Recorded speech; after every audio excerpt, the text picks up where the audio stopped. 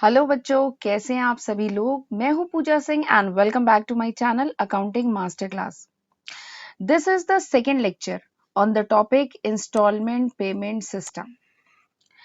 और मैं उम्मीद करती हूं कि आपने मेरा लास्ट लेक्चर देख लिया होगा और अब आपका जो बेसिक कॉन्सेप्ट है रिगार्डिंग इंस्टॉलमेंट पेमेंट सिस्टम वो अब अच्छे से क्लियर हो गया होगा। एक बात और कि मेरा गला अभी भी ठीक नहीं हुआ है, बैठा हुआ है। वैसे मैंने स्टीम वगैरह ली थी बट अभी भी मुझे आराम नहीं मिल पाया है, तो आपको आज भी इसी वॉइस के साथ थोड़ा-सा मैनेज करना होगा। वैसे मैंने सोचा था कि मैं वीडियो तब बनाऊँ जब मेरा गला ठीक हो जाए, बट आप लोगों के एग्ज़ाम आने वाले हैं और मैं चाहती हूँ कि एग्ज़ाम से पहले मैं सिलेबस कंप्लीट करा दूँ, तो इसीलिए आज मैं वीडियो बना रही हूँ। ठीक है? तो थोड़ा-सा आज मैनेज कर लीजिएगा इस वॉइस के साथ, बस थोड़ा-सा आपको ध्यान से सुनना होगा। ओके? चलिए हम लोग लास्ट लेक्चर में क्या-क्या डिस्कस कर चुके हैं एक बार देख लेते हैं। लास्ट लेक्चर में हमने पढ़ा था इंस्टॉलमेंट पेमेंट सिस्टम का क्या मतलब होता है, डिटेल में डिस्कस किया था विद एग्जांपल, और इंस्टॉलमेंट पेमेंट सिस्टम के कुछ फीचर्स भी देखे थे। उसके बाद हमने देखा था कि हायर परचेज सिस्टम और इंस्टॉलमेंट पेमेंट सिस्टम दोनों में क्या डिफरेंसेस हैं। उसके बाद हमने जर्नल एंट्री की थी in the book of buyer and in the book of vendor, right. तो ये सारे ही टॉपिक हम लोग लास्ट लेक्चर में कवर कर चुके हैं। उस वीडियो का जो लिंक है वो आपको डिस्क्रिप्शन में मिल जाएगा। आज के इस लेक्चर में हमें न्यूमेरिकल करना था।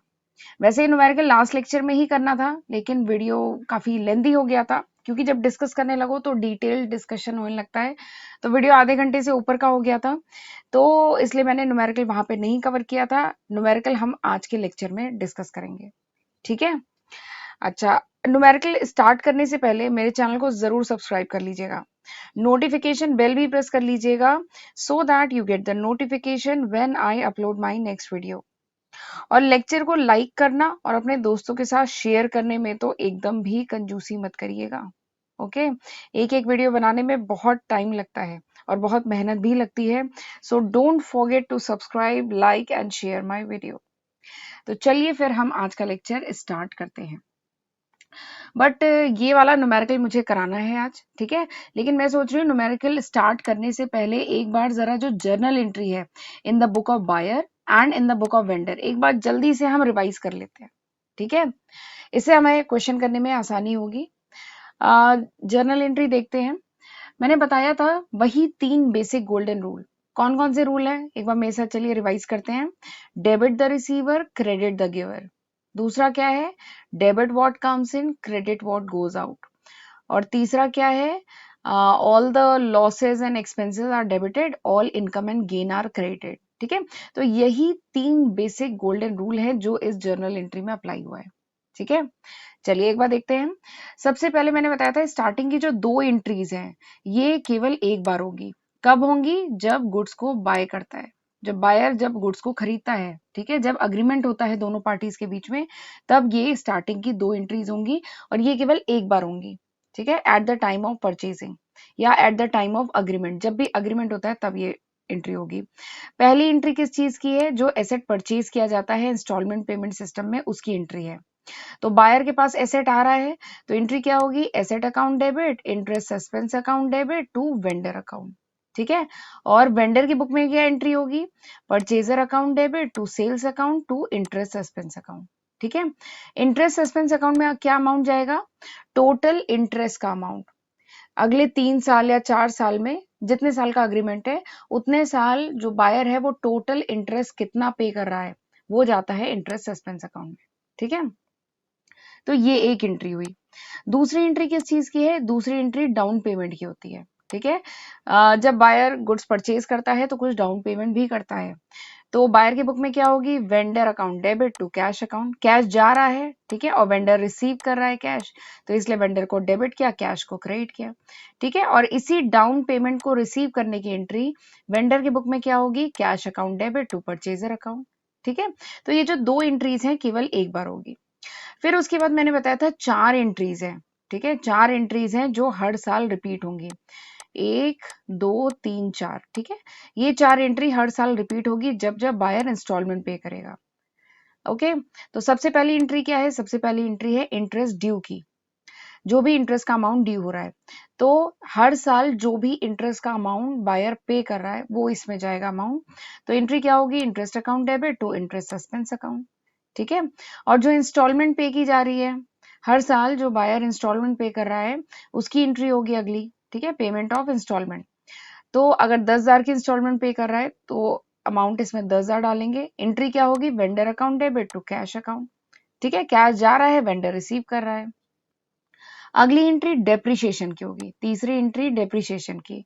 डेप्रिसिएशन एसेट पे चार्ज हो रहा है तो depreciation account debit to asset account, ठीक है। अरे मैं वेंडर का तो बता ही नहीं रही हूँ, वेंडर का भी साथ में देख लेते हैं, यही तीन। जब इंटरेस्ट ड्यू होगा तो एंट्री क्या होगी, पलट देंगे आप, यहाँ वाली एंट्री को पलट देंगे। क्या होगा, interest suspense account debit to interest account, ठीक है। और वेंडर को जब इंस्टॉलमेंट रिसीव हो रही है तो cash account debit to purchaser account, ठीक है। और डेप्रिसिएशन की वेंडर की बुक में कोई एंट्री नहीं होती है, क्योंकि वेंडर के पास से तो एसेट जा चुका है और वेंडर एसेट का ओनर नहीं है, एसेट का ओनर तो बायर है, ठीक है, तो बायर इसकी एंट्री करेगा।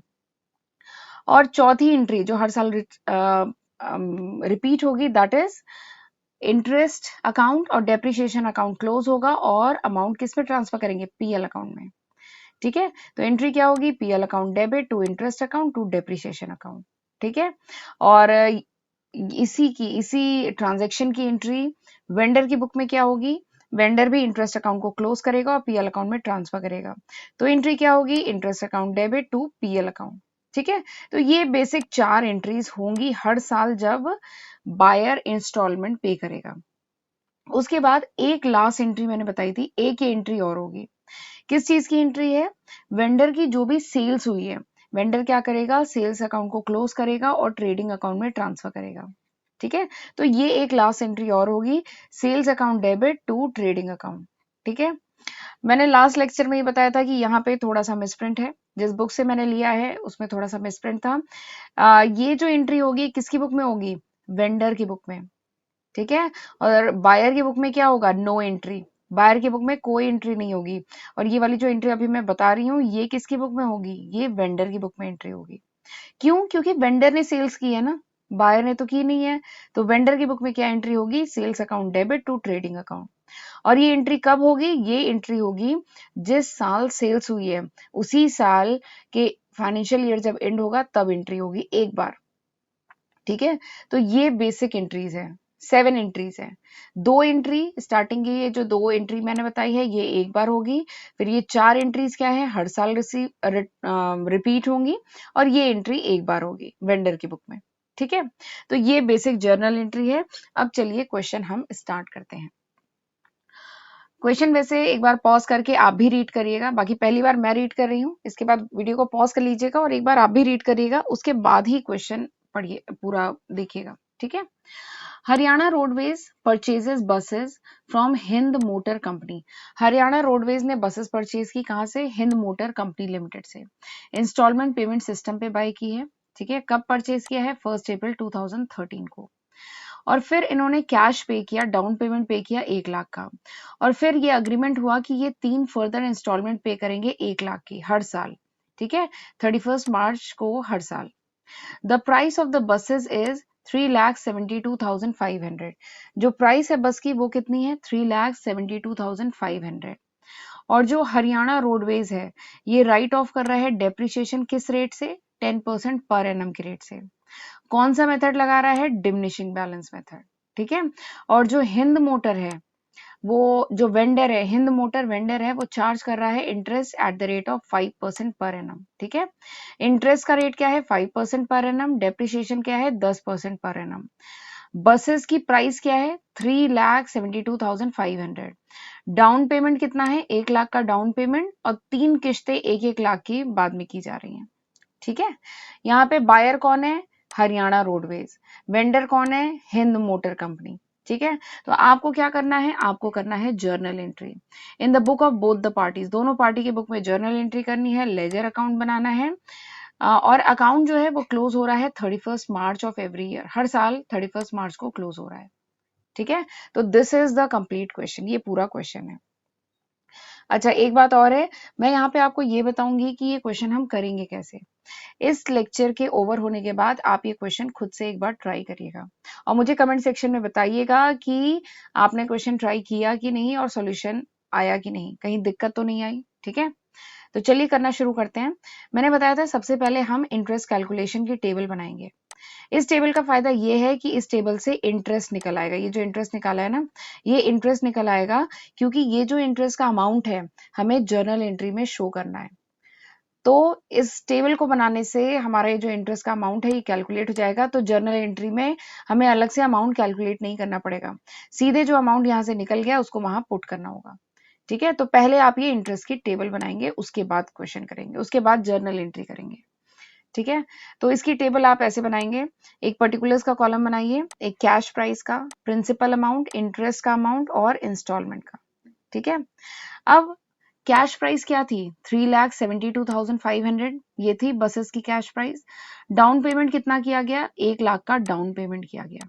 ठीक है, तो जो 1 लाख का डाउन पेमेंट किया गया उसमें पूरा अमाउंट प्रिंसिपल था ना। अच्छा, प्रिंसिपल और इंटरेस्ट मतलब तो समझ रहे हैं ना। इंटरेस्ट मतलब ब्याज, कितना इंटरेस्ट लग रहा है, और प्रिंसिपल मतलब मूलधन। ठीक है, तो जो 1 लाख का डाउन पेमेंट किया गया उसमें पूरा 1 लाख क्या था? प्रिंसिपल था, उसमें कोई भी इंटरेस्ट का पार्ट नहीं था। तो पहली इंस्टॉलमेंट 1 लाख की हुई। ठीक है, वो डाउन पेमेंट कह लीजिए। फिर उसके बाद ये कब का है? ये है 2013। 2013 में उन्होंने डाउन पेमेंट की। ठीक है, अब उसके बाद 31 मार्च 2014 को, 31 मार्च 2014 को इन्होंने अगली इंस्टॉलमेंट पे की 1 लाख रुपए की। ठीक है, अच्छा एक चीज है, ध्यान से सुनिएगा। जो इंटरेस्ट होता है ना वो हमेशा बचे हुए बैलेंस प्रिंसिपल अमाउंट पे लगता है। फिर से रिपीट कर रही हूँ, जो इंटरेस्ट चार्ज किया जाता है ना, इंटरेस्ट किस अमाउंट पे कैलकुलेट करेंगे? तो इंटरेस्ट हमेशा बचे हुए बैलेंस प्रिंसिपल अमाउंट पे लगता है। इंटरेस्ट हमेशा बचे हुए बैलेंस प्रिंसिपल अमाउंट पे लगता है। ठीक है, तो 3,72,500 ये बस की कॉस्ट थी। 1 लाख तो तुरंत पे कर दिया डाउन पेमेंट, तो इसको आप माइनस करेंगे तो कितना आएगा? 2,72,500। तो अब पहले साल 2014 जो फाइनेंशियल ईयर क्लोज होगा, ठीक है, उस पे जो इंटरेस्ट आप जो कैलकुलेट करेंगे वो किस पे चार्ज होगा? इस अमाउंट पे, क्योंकि यही तो बचा हुआ बैलेंस प्रिंसिपल अमाउंट है। तो इंटरेस्ट किस पे लगेगा? 2,72,500। तो आप क्या करेंगे? 2,72,500 का 5% निकालेंगे, तो आपका आएगा 13,625। ठीक है, ये 13,625 कैसे आया? आपने ये जो 2,72,500 है इसका 5% निकाला। ठीक है, तो आपका ये अमाउंट आया। ठीक है, फिर आपने 31 मार्च 2014 को जो 1 लाख की इंस्टॉलमेंट पे की है, इसमें इंटरेस्ट का पार्ट ये है, इंटरेस्ट का पार्ट ये है, तो प्रिंसिपल का पार्ट कितना है? तो 1 लाख पे किया है, और अगर उसमें 13,625 इंटरेस्ट है तो प्रिंसिपल कितना होगा? इसमें से माइनस कर दीजिए। आपने 1 लाख में से 13,625 माइनस किया तो आ गया 86,375। This is the principal amount, ये आ गया प्रिंसिपल अमाउंट। ठीक है, तो इस तरीके से निकालेंगे। फिर अगला स्टेप क्या होगा? ये जो 86,375 है, इस ये प्रिंसिपल अमाउंट है ना, तो अब इस प्रिंसिपल अमाउंट को माइनस करेंगे। 2,72,500 में से माइनस किया तो आपका आ जाएगा 1,86,125। तो अगला इंटरेस्ट अब 31 मार्च 2015 को जो इंटरेस्ट पे करेंगे, ठीक है, वो किस पे कैलकुलेट होगा? वो इस अमाउंट पे 186,125 इस पे कैलकुलेट होगा। तो आप 1,86,125 का 5% निकालेंगे। तो इसका आपने 5% निकाला तो आया 9,306। ठीक है, अब आपने 2015 में भी इंटरेस्ट कितना, सॉरी, इंस्टॉलमेंट कितनी पे की? 1 लाख की पे की, जिसमें इंटरेस्ट का पार्ट कितना था? 9,306 इंटरेस्ट था, तो बचा हुआ अमाउंट ही तो प्रिंसिपल है। तो प्रिंसिपल कितना हो गया? 90,694। तो आ गया 90,694। तो अब 1,86,125 में से इस अमाउंट को माइनस करेंगे तो लास्ट में आ जाएगा 95,431। ठीक है, तो अब आखिरी साल 2016 में 31 मार्च 2016 को फिर से जब आखिरी इंस्टॉलमेंट आप 1 लाख की पे करेंगे, 1 लाख की जब इंस्टॉलमेंट पे करेंगे तो इसमें प्रिंसिपल अमाउंट कितना होगा? प्रिंसिपल अमाउंट तो ये जो बचा हुआ जो 95,431 है यही तो होगा प्रिंसिपल अमाउंट। तो आप यहाँ पे सीधे लिख दीजिएगा प्रिंसिपल अमाउंट है 95,431। और 1 लाख में से जब आप 95,431 माइनस करेंगे तो जो बचा हुआ अमाउंट होगा ना वही तो इंटरेस्ट का होगा। ठीक है, मैं ये कहना चाहती हूँ कि जो आखिरी साल होता है, देखिए 2014 में आपका जो भी बचा हुआ प्रिंसिपल अमाउंट था उसका 5% निकाला, ऐसे ही 2015 में भी निकाला 5%, लेकिन आखिरी साल में क्या होता है, आपको अलग से 5% निकालना नहीं होता है। आखिरी साल में क्या होता है, 1 लाख की इंस्टॉलमेंट पे की, जिसमें से प्रिंसिपल अमाउंट कितना है, प्रिंसिपल अमाउंट तो यही होगा ना, क्योंकि पूरा अमाउंट अब कटना है, तो प्रिंसिपल अमाउंट क्या होगा, 95,431 प्रिंसिपल है। ठीक है, तो बचा हुआ ही अमाउंट तो इंटरेस्ट होगा। तो 1 लाख की अगर इंस्टॉलमेंट पे की है उसमें 95,000 समथिंग ये जो आया है, ये अगर प्रिंसिपल है तो बचा हुआ 4,569 ये होगा इंटरेस्ट, ये हुआ इंटरेस्ट। ठीक है, तो इस तरीके से आप इंटरेस्ट कैलकुलेट करेंगे। फिर इसके बाद आप सम करके देख लीजिएगा। ठीक है, तो आप जब ये प्रिंसिपल के कॉलम को सम करेंगे तो यहाँ पे 372,500 आना चाहिए, क्योंकि यही तो प्रिंसिपल अमाउंट है। ठीक है, और इंस्टॉलमेंट कितनी पे कर रहे हैं आप, 4 लाख की इंस्टॉलमेंट पे कर रहे हैं, 1 लाख का डाउन पेमेंट था और 3 इंस्टॉलमेंट थी 1-1 लाख की, तो ये 4 लाख की इंस्टॉलमेंट पे हुई। तो 4 लाख की इंस्टॉलमेंट पे की, ठीक है, और जो बस थी उसकी कैश प्राइस थी इतनी, तो डिफरेंस अमाउंट ही तो इंटरेस्ट आपने पे किया। ठीक है, तो डिफरेंस अमाउंट कितना आया, 27,500। बाकी ये डिफरेंस अमाउंट यहां से भी सम करके आप क्रॉस चेक कर सकते हैं। एक बार तो आप 4 लाख में से 372,500 माइनस कर लीजिएगा, तो आपका आ जाएगा 27,500। ठीक है, तो वहां से चेक करिएगा और वही आंसर आना चाहिए, ये जो तीनों साल का इंटरेस्ट है इसको आप जब ऐड करेंगे तो वही आंसर आना चाहिए। तो एक तरीके से चेक हो जाएगा कि आपका इंटरेस्ट यहाँ पे सही आया है कि नहीं आया है। ठीक है, तो इस तरीके से आप इंटरेस्ट कैलकुलेशन टेबल बनाएंगे। वैसे ये हायर परचेज सिस्टम जब मैंने पढ़ाया था तो वहां पे भी मैंने बहुत डिटेल में इंटरेस्ट कैलकुलेशन टेबल बताई है। कोई डाउट हो तो एक बार वीडियो रिवाइंड करके देखिएगा। बाकी एक बार हायर परचेज सिस्टम जो मैंने पढ़ाया है उसकी वीडियो भी देखिएगा, तो वहां पे भी मैंने एक न्यूमेरिकल कराया है जहां पे डिटेल में बताया है कि इंटरेस्ट कैसे कैलकुलेट होता है। ठीक है, आई होप आप अब कैलकुलेट कर लेंगे। चलिए आगे बढ़ते हैं, देखते हैं जर्नल एंट्री। तो जर्नल एंट्री तो अब आप समझ गए कैसे करेंगे, जल्दी जल्दी बस मैं आपको बता देती हूँ। बताया था दो स्टार्टिंग की एंट्री कब होती है, जब एसेट बाय किया जाता है, जब अग्रीमेंट होता है। तो हम पहले बायर जो हरियाणा रोडवेज है उसकी बुक में एंट्री करने जा रहे हैं। फॉर्मेट वगैरह तो आपको पता ही है, date, particulars, ledger folio, debit amount, credit amount, simple सा फॉर्मेट है। ठीक है, तो पहली एंट्री कब होगी, पहली एंट्री जब एसेट बाय किया, तो 1 अप्रैल 2013 को एसेट बाय किया ना, तो एंट्री क्या होगी, bus account debit, buses account debit, interest suspense account debit to Hind motor company limited. Buses account में कितना जाएगा, 372,500 कैश प्राइस जो बस की है। इंटरेस्ट टोटल कितना पे किया, 27,500 पे किया, अभी पीछे की स्लाइड पे देखा आपने। और हिंद मोटर को टोटल अमाउंट कितना रिसीव होगा, 4 लाख। ठीक है, तो यहाँ पे 4 लाख। तो इस तरीके से हुई फर्स्ट एंट्री। दूसरी एंट्री डाउन पेमेंट की होगी, तो एंट्री क्या होगी, Hind motor company limited account debit to cash account. Down payment कितने का किया था, 1 लाख का किया था ना, तो 1 लाख। ठीक है, फिर उसके बाद मैंने बताया था 4 एंट्रीज होंगी जो हर साल रिपीट होंगी। पहली एंट्री इंटरेस्ट ड्यू की, तो इसमें हम क्या डालेंगे, अमाउंट फर्स्ट ईयर कितना जो इंस्टॉलमेंट पे की गई उसमें कितना इंटरेस्ट का अमाउंट था, तो ये हमने टेबल से निकाला है। देखिए टेबल में है ना, पहले साल कितना था, 13,625। ठीक है, तो वही है interest account debit to interest suspense account, amount कितना होगा, 13,625। अगली एंट्री किस चीज की है, फर्स्ट इंस्टॉलमेंट की, तो Hind motor company account debit to cash account, installment कितने की है, 1 लाख रुपए की। ठीक है, फिर अगली एंट्री किसकी है, 31 मार्च 2014 को अगली एंट्री किसकी है, डेप्रीशिएशन की। डेप्रिसिएशन कैसे कैलकुलेट होगा, तो डेप्रिसिएशन का बताया गया है 10% पर एनम के रेट से डेप्रिसिएशन चार्ज होगा। तो पहली बार डेप्रिसिएशन किस पे चार्ज होगा, कैश प्राइस पे चार्ज होगा, तो 3,72,500 इसका आप 10% निकालेंगे। तो एंट्री क्या होगी, depreciation account debit to buses account. ठीक है, और इसमें अमाउंट कितना जाएगा, आप 3,72,500 का 10% निकालेंगे तो आ जाएगा 37,250। ठीक है, तो ये डेप्रिसिएशन की एंट्री हो गई। अगली एंट्री क्या होगी, इंटरेस्ट और डेप्रिसिएशन अकाउंट को क्लोज करेंगे, पीएल अकाउंट में ट्रांसफर करेंगे। तो PL account debit interest to interest account to depreciation account. ठीक है, इंटरेस्ट अकाउंट में कितना जाएगा, 13,625 जो अभी पीछे हमने बताया था। डेप्रिसिएशन में कितना जाएगा, यही 37,250, और इन दोनों का सम जाएगा पीएल में। ठीक है, तो ये 4 एंट्रीज हैं जो हर साल रिपीट होंगी। ये कब की एंट्री है, 31 मार्च 2014 की। ऐसे ही 31 मार्च 2015 की 4 एंट्री होगी, और ऐसे ही 31 मार्च 2016 की 4 एंट्री होगी। ठीक है, एक बार देख लीजिए, interest account debit to interest suspense account, इसमें क्या जाएगा, दूसरे साल का इंटरेस्ट। ठीक है, देखिए इसमें दूसरे साल का इंटरेस्ट कितना है, ये देखिए 9,306। ठीक है, तो वही है 9,306। इंस्टॉलमेंट की entry, Hind motor company account debit to cash account, कितना इंस्टॉलमेंट है, 1,00,000। ठीक है, अगली एंट्री क्या है, डेप्रीशिएशन की, यहाँ पे थोड़ा ध्यान रखिएगा। अगली एंट्री है डेप्रीशिएशन की। अब डेप्रीशिएशन बताया गया है किस मेथड से कैलकुलेट करना है, बताइए। डेप्रीशिएशन कैलकुलेट करना है डिमिनिशिंग बैलेंस मेथड।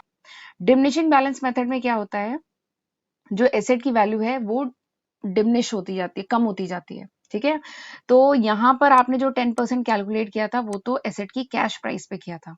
ठीक है, बट यहाँ पर किस वैल्यू पे कैलकुलेट करेंगे 10%, तो यहाँ पे 3,72,500 जो यहाँ पर था एसेट की वैल्यू, ठीक है, उसमें से माइनस करेंगे डेप्रिसिएशन ऑफ फर्स्ट ईयर, पहले साल का जो डेप्रिसिएशन है कितना है, 3,72,500। तो आप इसको माइनस करेंगे, ये मैंने माइनस करके इधर दिखाया है। 3,72,500 में से पहले साल का डेप्रिसिएशन माइनस करेंगे तो आपका आ जाएगा 3,35,250, और जो 10% चार्ज करेंगे वो इस अमाउंट पे चार्ज करेंगे। ठीक है, तो डेप्रिसिएशन कितना आ जाएगा दूसरे साल, 33,525। ठीक है, फिर उसके बाद लास्ट एंट्री 31 मार्च 2015 की आखिरी एंट्री क्या होगी, इंटरेस्ट अकाउंट और डेप्रिसिएशन को क्लोज करके पीएल में ट्रांसफर करेंगे। तो एंट्री क्या होगी, PL account debit to interest account to depreciation account. Amount आप देख करके यहाँ से फिल कर लीजिए। ठीक है, ऐसे ही 2016 की 4 एंट्री, पहली क्या होगी, interest account debit to interest suspense account.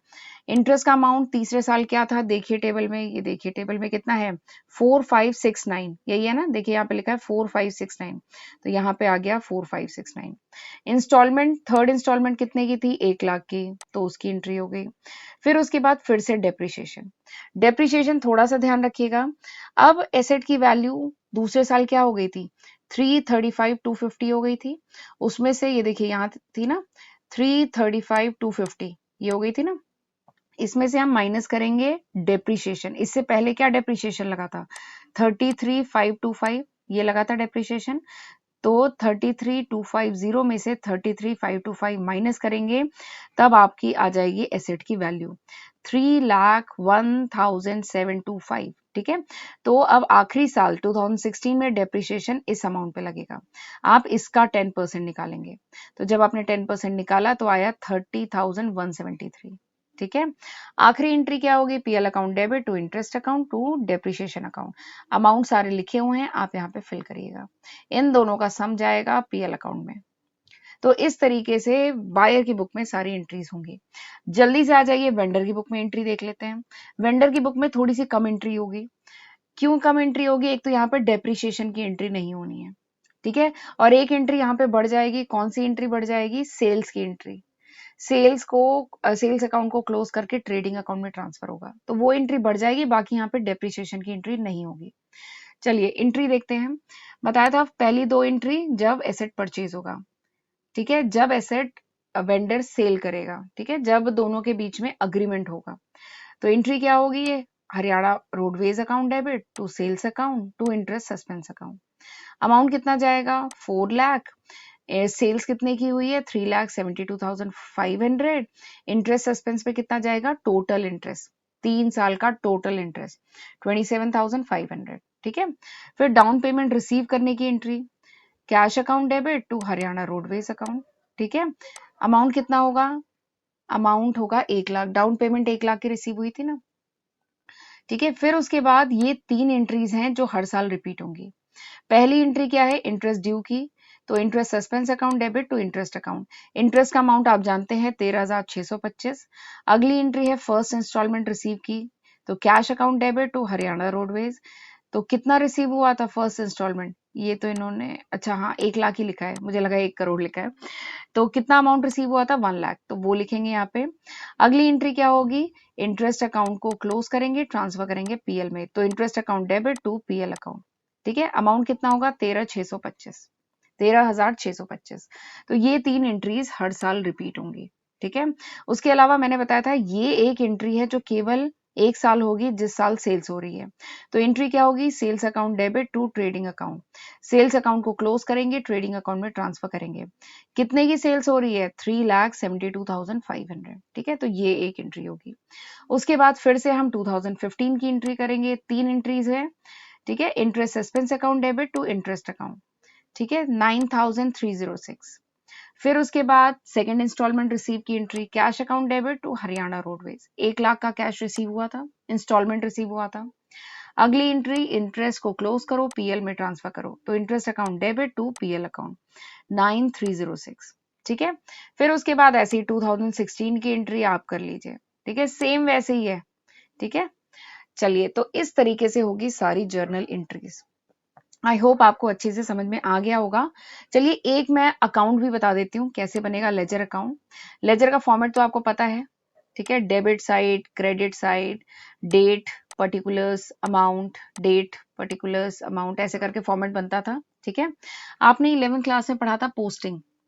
Posting क्या है, पोस्टिंग जर्नल अगर दिया गया है, जर्नल एंट्रीज दी गई हैं, तो उसको लेजर में जो ट्रांसफर करते हैं दैट इज कॉल्ड पोस्टिंग।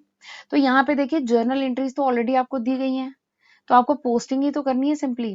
तो चलिए पहला हम बसेस अकाउंट बनाते हैं। बसेस अकाउंट में बनाती हूँ, आपको बताती हूँ, और बाकी अकाउंट आप खुद बनाएंगे। तो बसेस अकाउंट आप जब जर्नल एंट्री देखेंगे बायर की बुक में, पहले आप जब जर्नल एंट्री देखेंगे तो आप देखेंगे कि बस अकाउंट डेबिट हो रहा है। किससे डेबिट हो रहा है, to Hind motor company limited. अच्छा, मैंने बताया था बायर के बुक में कौन कौन से अकाउंट बनते हैं और सेलर के बुक में कौन कौन से अकाउंट बनते हैं, ये मैं ऑलरेडी डिस्कस कर चुकी हूँ। ठीक है, लास्ट लेक्चर में, तो अब मैं यहाँ पे रिपीट नहीं कर रही हूँ। बायर की बुक में बस अकाउंट बनता है, सेलर की बुक में नहीं बनता है, सेलर के पास तो बस है भी नहीं। ठीक है, तो बायर की बुक में बस अकाउंट बनेगा। और अभी मैंने आपको जर्नल एंट्री जब स्टार्ट कराई थी, मैंने दिखाया था ना, देखिए बस अकाउंट डेबिट हो रहा है, किससे डेबिट हो रहा है, to Hind motor company limited. ठीक है, और यहाँ पर बस अकाउंट क्रेडिट हो रहा है, किससे क्रेडिट हो रहा है, बाई डेप्रिसिएशन से। ठीक है, बाकी कहीं पे भी बस की एंट्री नहीं आ रही है। तो बस जब पोस्टिंग करेंगे तो क्या करेंगे, बस अकाउंट डेबिट होगा, किससे डेबिट होगा, to Hind motor company limited. Amount क्या है, 3,72,500, वही अमाउंट जो वहां पे फिल है। और बस अकाउंट क्रेडिट हो रहा है, किससे क्रेडिट हो रहा है, बाई डेप्रिसिएशन। अमाउंट कितना था डेप्रिसिएशन का, 31 मार्च 2014 को, तो था 37,250। ठीक है, फिर उसके बाद आप इसे बैलेंस करेंगे, by balance carry down. Balance कैसे होता है पता है ना, आप डेबिट साइड को सम करिए, क्रेडिट साइड को सम करिए, और जो डिफरेंस अमाउंट आता है वो फिर आप ऐड करते हैं जिस साइड कम आता है अमाउंट। तो आपका इधर बैलेंसिंग फिगर इधर ऐड होगा क्रेडिट साइड में। तो यहाँ पे आ गया बैलेंसिंग फिगर 3,35,250। ठीक है, फिर यहाँ पे दोनों का सम करके ऐसे डबल लाइन खींच दी जाती है। फिर इसके बाद ये जो बैलेंसिंग फिगर होता है अगले फाइनेंशियल ईयर में इसे ब्रॉट डाउन किया जाता है। तो यहाँ पे लिखेंगे टू बैलेंस ब्रॉट डाउन, और अमाउंट जो भी बैलेंसिंग फिगर है 3,35,250। फिर दूसरे साल जो 2014 2013-14 जो फाइनेंशियल ईयर है उस साल, तो ये परचेज वाली ये वाली एंट्री तो है नहीं। ठीक है, ये एंट्री तो केवल एक बार हुई थी ना जब एसेट बाय किया गया था। तो यहाँ पर फिर कोई हिंद मोटर यहाँ पे नहीं होगा, डेप्रीशिएशन हर बार चार्ज हो रहा है, तो फिर से बस अकाउंट क्रेडिट होगा, किससे क्रेडिट होगा, बाय डेप्रीशिएशन अकाउंट। अमाउंट कितना होगा ये, फिर से आप इसे बैलेंस करेंगे और बैलेंस को क्या करेंगे, ब्रॉट डाउन करेंगे। ठीक है, बैलेंस को आपने ब्रॉट डाउन किया, और फिर इसके बाद फिर से अगले साल डेप्रीशिएशन चार्ज होगा। ठीक है, फिर डेप्रीशिएशन का अमाउंट यहाँ पे आएगा। ठीक है, डेप्रीशिएशन का अमाउंट यहाँ पे आया और आप बैलेंसिंग फिगर यहाँ पे ऐड करेंगे। तो इस तरीके से बनेगा पूरा बसेस अकाउंट। ठीक है, इसमें डेट का थोड़ा सा ख्याल रखिएगा, जर्नल एंट्री में जो डेट होगी वही यहाँ पे आप रिकॉर्ड करेंगे। ठीक है। तो इस तरीके से बनेगा पूरा बसेस अकाउंट। ऐसे ही आप बनाएंगे इंटरेस्ट सस्पेंस अकाउंट, इसी तरह बनाएंगे Hind motor company limited account. ठीक है, तो बायर की बुक में ये अकाउंट बनेंगे और सेलर की बुक में क्या बनेगा, सेलर की बुक में बनेगा एक तो बायर्स अकाउंट यानी हरियाणा रोडवेज अकाउंट और इंटरेस्ट सस्पेंस अकाउंट। ठीक है, तो इस तरीके से आप करेंगे पूरा क्वेश्चन। ठीक है, और अब आप वीडियो अब मैं ओवर करने जा रही हूँ, इसके बाद आप कॉपी पेन लीजिएगा और खुद से इस क्वेश्चन को ट्राई करिएगा और मुझे कमेंट सेक्शन में जरूर बताइएगा। ठीक है, तो चलिए आज का लेक्चर मैं यहीं पे वाइंड अप करती हूँ। This was all about this lecture. Thank you and God bless you and all the best for your exams.